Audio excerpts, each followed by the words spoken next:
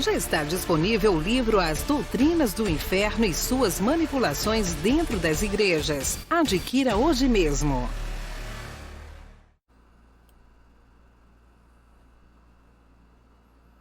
Olá, abençoados! Graça e paz! Bem-vindos ao canal da Graça Pura. Me chamo André Pimentel e estou às suas ordens. Bom, para começo de conversa, se você tem assistido as nossas mensagens têm te feito pensar, têm te feito buscar nas escrituras, então o momento é esse. Se inscreva agora mesmo, porque aqui sempre vamos dar argumentos para você pensar, igual essa mensagem de hoje, tá? Não perca, vão até o final. Nós temos muitas referências para passar para vocês e vamos ver mais um dos aspectos, né, desse período que estamos analisando, de 40 anos aproximadamente, que foi o tempo de transição entre que uma era estava presente, que era a era presente, e uma era, a era do porvir, já estava sendo sinalizada no horizonte do tempo, na linha do tempo daqueles dias, que compreendeu do ministério de Jesus de Nazaré, quando Jesus se levanta como o Messias de Israel, né, por volta de 30 anos,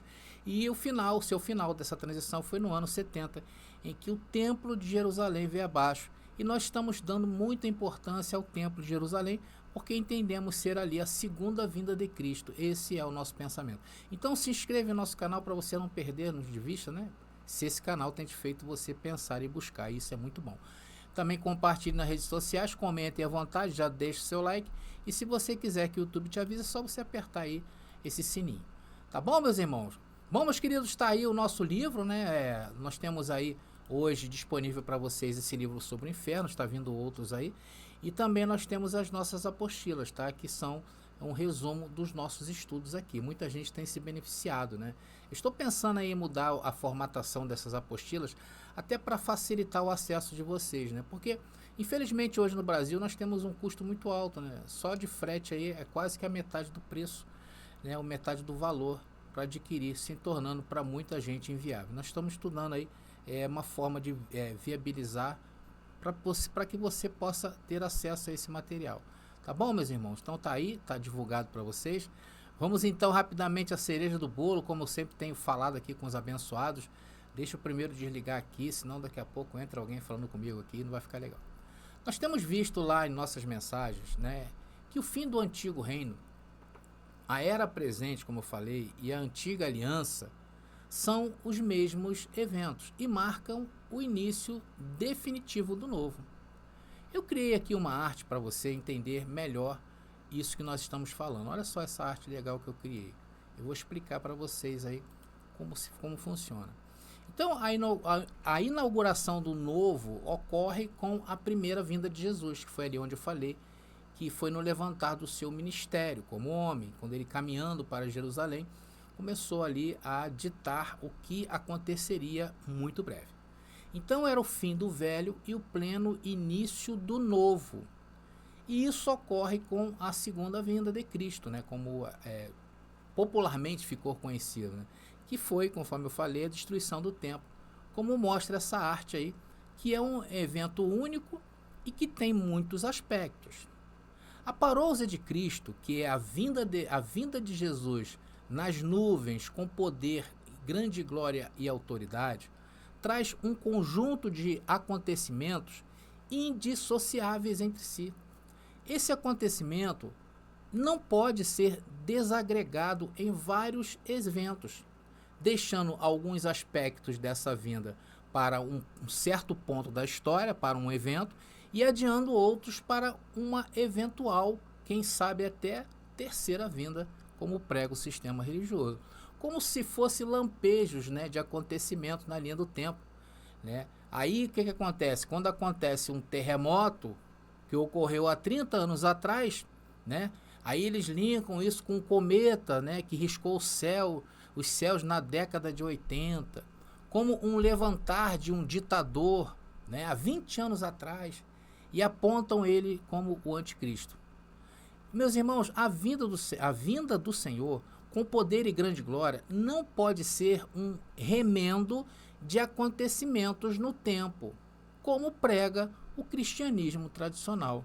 Veja o que diz Hebreus capítulo 9, versículo 28. Hebreus capítulo 9, versículo 28. Diz o texto: também Cristo foi oferecido como sacrifício uma só vez, para tirar os pecados de muitos. Ele voltará, não para tratar de nossos pecados, mas para trazer salvação a todos que o aguardam com grande expectativa. Então, dando a entender que a sua vinda seria para estabelecer o seu reino. E é isto que vamos ver nesta terceira parte, onde estamos analisando esse tempo, né, que foi de 40 anos ali, entre o levantar, né, do ministério de Jesus até a queda do templo. E eu tenho muitas informações para passar para vocês. É por isso que eu falo, meus irmãos, vem para a graça que eu te explico.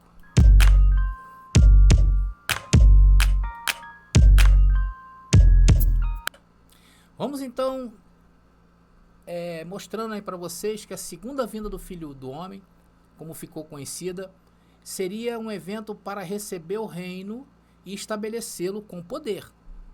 Embora seja verdade, como visto na segunda parte, tá bom? Que o reino de Deus é um reino espiritual, ele também precisava de um estabelecimento completo, que acontece na parousia. Eu vou mostrar para vocês aí 3 passagens, tá, importantíssimas, em que fala desse período. Vamos ver. A primeira passagem se encontra em Mateus capítulo 16, versículo 28. Tá aí. Em verdade vos digo, eu usei a versão Textus Receptus, tá, que ela dá uma ideia até de quantidade, isso é muito interessante. Diz ali: em verdade vos digo, vós sois dos 170 que não passarão pela morte, até que vejam vir o Filho do Homem no seu reino. Agora, uma outra paralela a essa é em Marcos capítulo 9, versículo 1. São as mesmas passagens, tá bom? E ali diz: disse-lhes, amém, eu vos digo que sois dos 170, mais uma vez uma alusão a 170 pessoas, no qual estariam vivas para ver o reino de Deus, lançado com poder. Interessante essa passagem, né? E, finalmente, em Lucas capítulo 9, versículo 27, diz: em verdade vos digo, vós estáis entre os 170 que não provarão a morte, até que vejam o reino de Deus.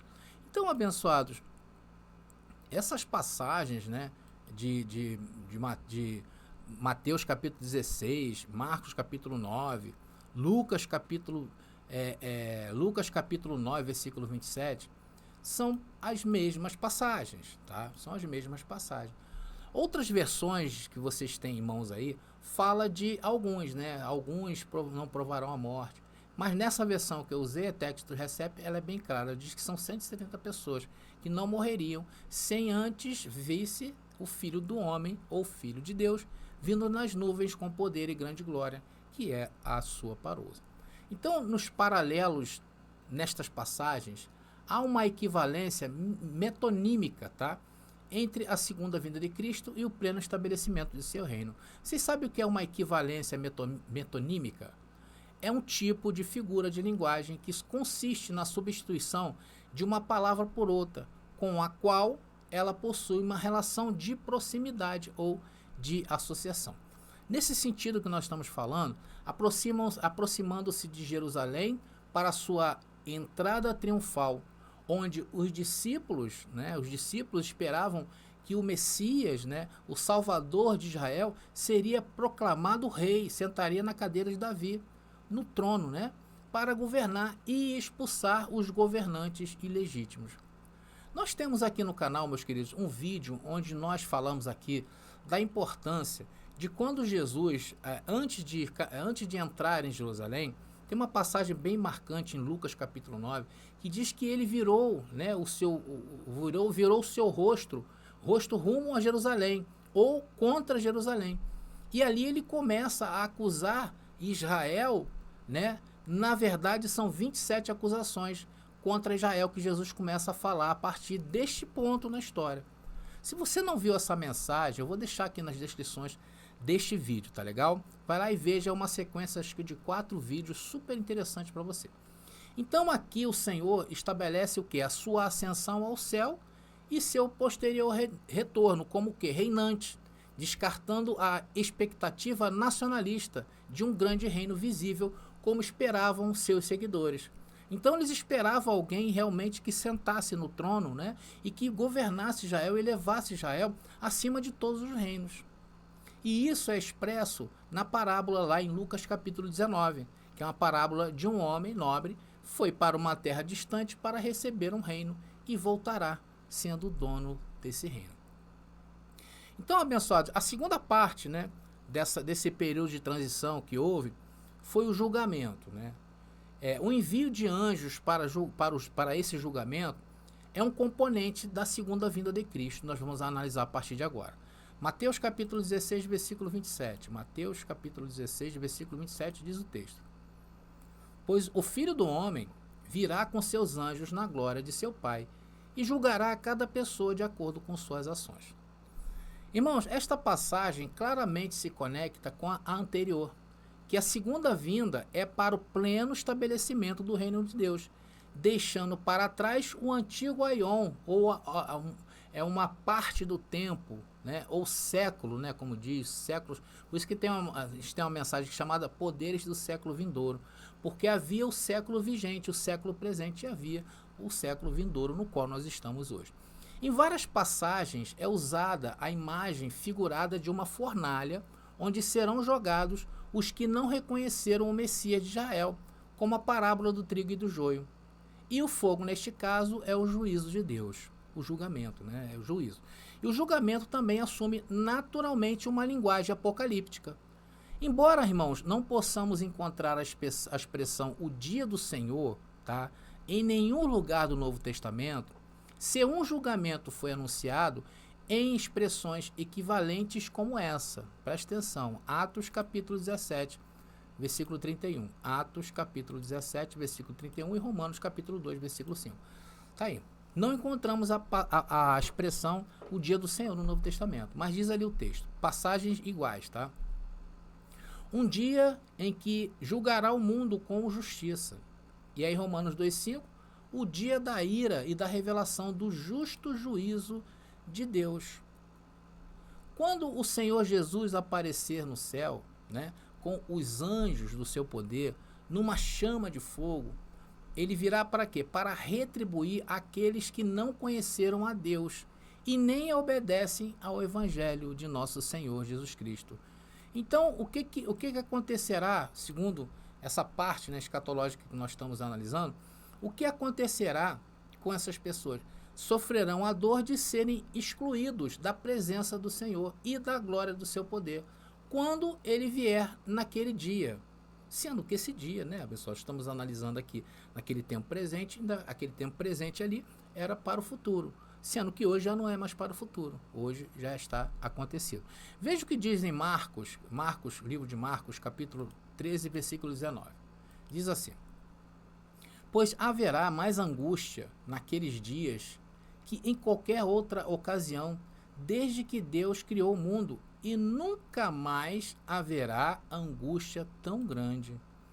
Então o julgamento é um evento único e é arbitrário, atenção, entender que existem vários julgamentos. Que essas passagens que nós estamos acompanhando estão se referindo a vários julgamentos diferentes, em momentos diferentes e a diferentes receptores deste julgamento. E isso associado a várias segundas-vindas de Jesus.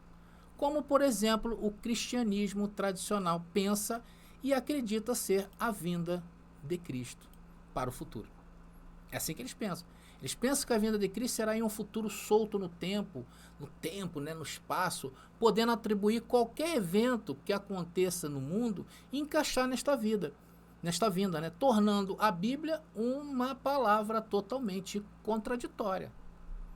Um aspecto do julgamento é chamada grande tribulação, de Mateus capítulo 24, versículo 21, onde Jesus falou sobre isso, que fala que ninguém nunca passou por isto. Este é o aspecto material e tangível do julgamento de Deus, como em Mateus, lá capítulo 24, versículo 51. E é inevitável, irmãos, e exclusivamente relacionado à segunda vinda. Vamos ler Mateus capítulo 24, versículo 30? Mateus 24, versículo 30 diz o texto: Então, por fim, aparecerá no céu o sinal da vinda do Filho do Homem, e haverá grande lamentação entre todos os povos da terra. Eles verão o Filho do Homem vindo nas nuvens do céu com poder e grande glória. Então, abençoado, esse é um dos aspectos que nós estamos mostrando da vinda de Jesus, né? Esse é um dos aspectos que nós acabamos de falar, que é o julgamento. Então, esse julgamento não é algo solto no espaço, como prega o sistema religioso, né? Muitos acreditam que virá o milênio, haverá o julgamento. Outros acreditam que antes do milênio haverá o julgamento. Então, eles cortam, né, partes da escatologia bíblica e jogaram para um futuro incerto e indeterminado. Irmãos, agora vamos tratar de mais um aspecto. Deixa eu voltar aqui com a minha imagem. Vamos tratar de mais um aspecto que é a ressurreição. Nós já estamos falando disso já tem um tempo, né, sobre a ressurreição dos mortos. O discurso do Monte das Oliveiras de Mateus inclui uma passagem-chave que conecta a segunda vinda, que é o julgamento e ressurreição. A ressurreição anunciada por Jesus, que acontecerá no último dia, descrito lá em João capítulo 5, versículo 24 e 29, João capítulo 6, versículo 38 e 40, mais na frente nos versículos 43 e 44 e também no versículo 54, e também em João capítulo 11, versículo 24. Ali fala tudo sobre essa ressurreição anunciada por Jesus, que aconteceria. E isso faz parte do julgamento, tanto para os mortos, como em João capítulo 5, versículo 27, quanto para os vivos daqueles dias. Jesus afirmou que no momento do julgamento, de sua segunda vinda, os mortos ressuscitariam. Vamos ver onde está escrito isso? Mateus capítulo 12, versículo 41 e 42. Está pequenininho, não sei se vocês vão conseguir enxergar, mas eu leio aqui para vocês. Diz o texto: os homens de Nínive se levantarão no juízo com esta geração e a condenarão, porque eles se arrependeram com a pregação de Jona. Eis que um maior do que Jonas está neste lugar, que era o próprio Senhor. A rainha do sul se levantará em julgamento com esta geração e a condenará, pois ela veio dos confins da terra para ouvir a sabedoria de Salomão. E eis que aqui está um maior do que Salomão. Então, Jesus estava sendo claro que ele era o maior dali, e eles não estavam reconhecendo isso. O apóstolo Paulo também entendeu que esse julgamento dos mortos ocorreria ao mesmo tempo que o julgamento dos vivos, que também corresponderia à plena chegada do reino de Deus, ou seja, a sua segunda vinda. Está lá registrado em 2 Timóteo, capítulo 4, versículo 1, que vamos ler aqui. 2 Timóteo, capítulo 4, versículo 1, diz: exorto-vos diante de Deus e de nosso Senhor Jesus Cristo, e do Senhor Jesus Cristo, que julgará os vivos e os mortos na sua manifestação e no seu reino. Então era um evento único, era automático. A vinda, né, a trombeta soando, Jesus vindo, né, e os mortos, e acontecendo automaticamente o julgamento. Irmãos, esse texto aí, se você observar, ele quebra a perna daqueles que creem que verão os mortos saírem da terra e do mar. Não é verdade? Por quê? Porque diz ali, né, exorto-vos diante de Deus e do Senhor Jesus Cristo, que julgará os vivos e os mortos na sua manifestação e no seu reino. Então, se o reino não é visível, né, o reino é espiritual, aonde se deu isto? No reino espiritual. Então, quem aí está esperando a ressurreição dos mortos, com o túmulo se abrindo, e pior, né, descontextualizando totalmente o que nós estamos aqui inseridos, né, essa é a terceira parte desse tempo tão importante, né, que tudo aconteceu naqueles dias, desassociar isto, né, é algo totalmente fora, literalmente falando, da Bíblia, tá? Isso também foi reafirmado nas cartas de Pedro. Vamos ler. 1 Pedro capítulo 4, versículo 5 diz: mas eles prestarão contas àquele que está preparado para julgar os vivos e os mortos. Irmãos, muitos estudantes do cristianismo tradicional ensinam que a vinda de Cristo ainda está por vir. São vários eventos soltos na história, eles creem isso. Né? Eles pegam os eventos e aí começam a remendar, né? Aí começa lá o que aconteceu. Vocês querem ver um exemplo desse caso? Eles contam, por exemplo, que a geração de Jesus, eles contam o seguinte, que seria depois que Israel foi disperso, né, após os anos 70, Israel ficou disperso no mundo. E somente em 1948, que a ONU, né, votou ali um pedaço de terra próximo a Jerusalém ali, para que Israel voltasse, porque eles estavam espalhados, iguais a ciganos. Então eles contam, alguns estudantes, 80% da cristandade hoje, creio, que a partir de 1948 é que deve se contar a geração. Então eles contam hoje a geração de 100 anos, né? A geração para hoje eles contam que é 100 anos. Não sei de onde eles tiraram isso. Mas segundo a tradição cristã, eles é que mandam, tá, abençoado? Então, segundo as suas contas, a vinda, né, a revinda do reino de Deus se dará até 2048, porque 1948 mais 100 dá 2048. Então, isso que é inventar algo de um anacronismo. E o povo vai atrás destas coisas. Mas o povo, queridos, eles não têm argumentos, eles não têm bases. É por isso que quando você vem aqui, a importância desse canal na tua vida é essa, é que ela vai mexer com você. Vai fazer ao menos você se dar o luxo de procurar os versículos que nós estamos passando aqui. E aí você começa a pensar de uma forma diferente. E vai quebrando tudo isso. Os versículos que você vai lendo, vai te dando forças. Creia nisto que eu estou falando. Irmãos, é artificial demais tentar separar a segunda vinda de Cristo em vários aspectos de sua vinda, em diferentes momentos da história. Tanto o julgamento quanto a inauguração de seu reino e a ressurreição são o mesmo evento, os mesmos eventos, né? Ou seja, para um mesmo evento. E não é possível conceber outra coisa. Além das evidências nas Escrituras, há uma lógica clara por trás desse evento da segunda vinda. O julgamento, ele permite purificar o reino daqueles malfeitores que perturbam os santos, né? Aqui em vida. Vamos ver isso naqueles dias. Vamos ver Jesus falando sobre isso? Mateus capítulo 23, versículo 13. Mateus capítulo 23, versículo 13 diz o texto: que aflição os espera, mestres da lei e fariseus. Olha aí, Jesus está se referindo a quem? Ao povo de Israel. Hipócritas, fecham a porta do reino dos céus na cara das pessoas. Vocês mesmos não entram e não permitem que os outros entrem. Então, a ira do Senhor se acendeu por causa destas coisas. Aí vamos ver 2 Tessalonicenses capítulo 1, versículo 6.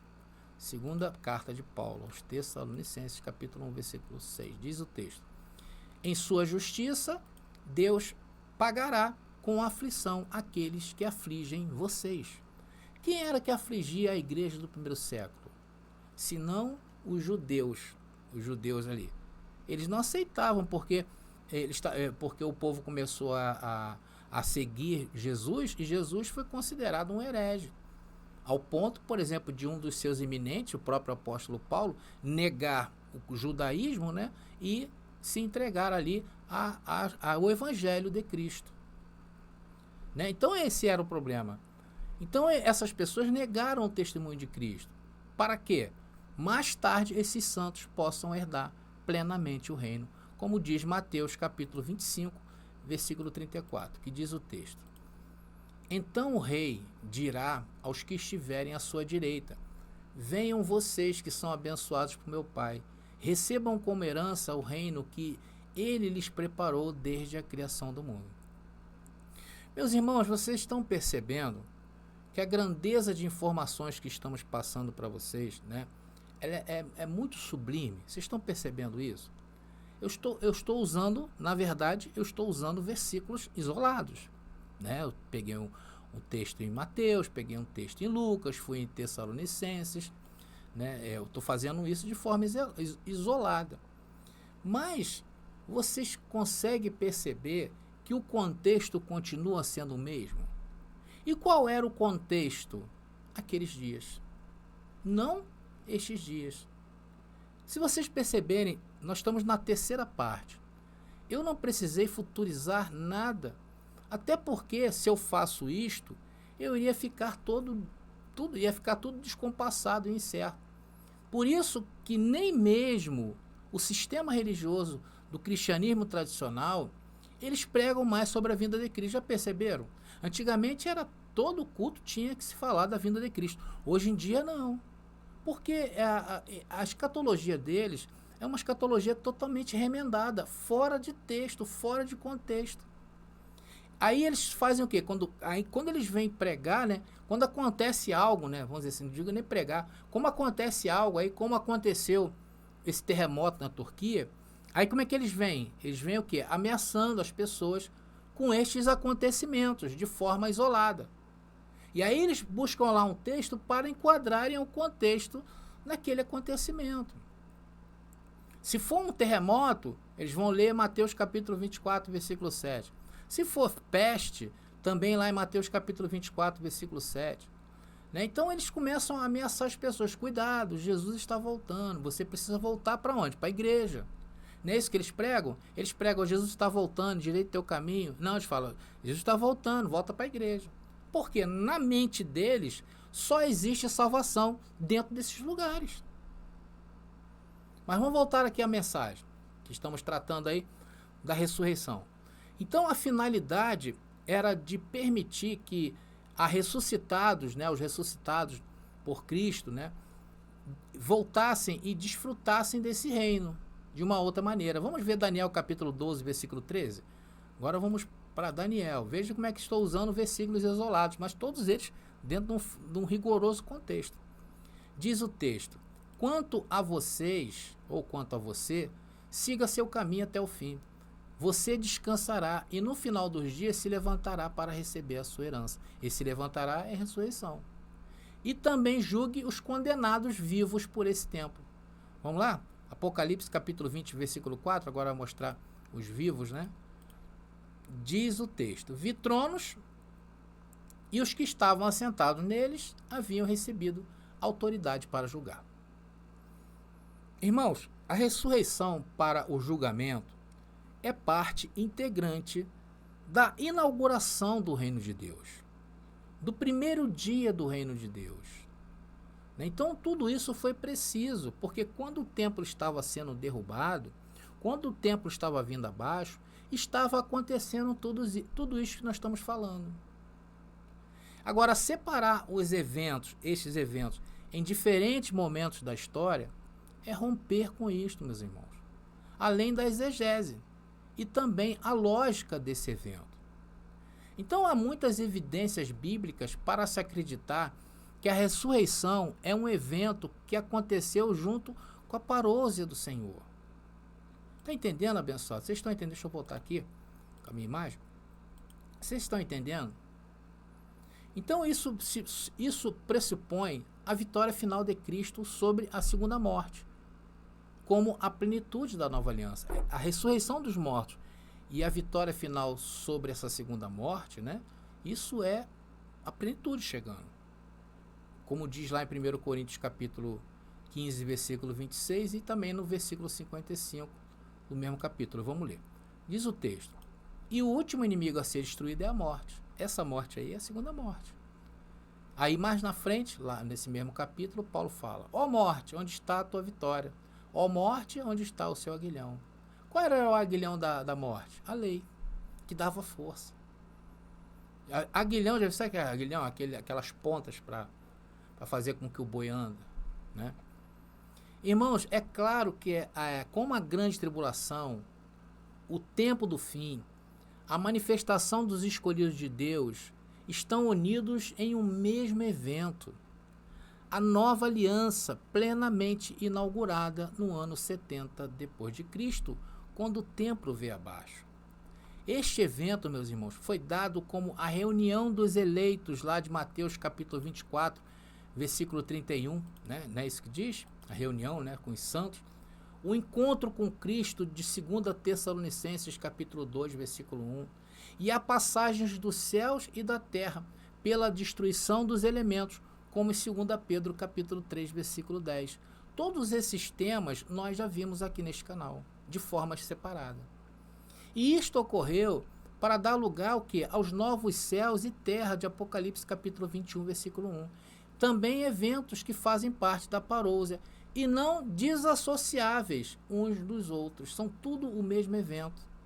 Este único evento tem várias maneiras equivalentes de ser referido. Assim como no Antigo Testamento, cada julgamento era chamado o dia de Jeová, ou naquele dia, ou o dia da ira, o furor da sua ira, a vinda, visita de Jeová. Todas essas frases eram muito comuns no Antigo Testamento. E no Novo Testamento também existem várias maneiras de chamar o julgamento de Deus. Estão entendendo? É isso que eu quero mostrar a vocês. Bom, abençoados, estamos aí então ao fim de mais uma mensagem com muito conteúdo para quem quer realmente aprender a fundo e não ficar aí na superficialidade da graça, né? Dizendo, isso é graça, isso não é graça. Vai estudar, meu irmão. Aqui, irmãos, nessa mensagem, com certeza, é tutano mesmo, né? É um bom mocotó. O mais importante é você saber que todos esses eventos que estamos citando fazem parte de um mesmo evento. Às vezes com palavras diferentes, mas a sua finalidade é sempre a mesma. Informar que no ano 70 houve um rompante no tempo, onde Cristo assumiu o trono com autoridade, poder e grande glória. Então, na próxima mensagem, em que nós estamos abordando esse período de transição tão importante para nós, vamos estabelecer com vocês o estudo das profecias do Novo Testamento a respeito desse período. É muito importante vocês saberem disso. E para isso você precisa entender os 4 aspectos escatológicos para defini-los. Vocês sabem quais são que nós vamos ver na próxima mensagem? Tá aí, eu vou botar para vocês os próximos assuntos, tá ali. O primeiro é um tempo de cumprimento das profecias do Novo Testamento. Segundo, interpretação do milênio de Apocalipse capítulo 20. Terceiro, interpretação das 70 semanas de Daniel capítulo 9. E quarto, a continuidade entre a antiga e a nova aliança. Então, abençoados, não percam, fiquem ligados no nosso canal, tá bom? Eu fiz uma enquete lá aqui no YouTube, e a gente vai estar dando sequência ali ao que os abençoados pediram.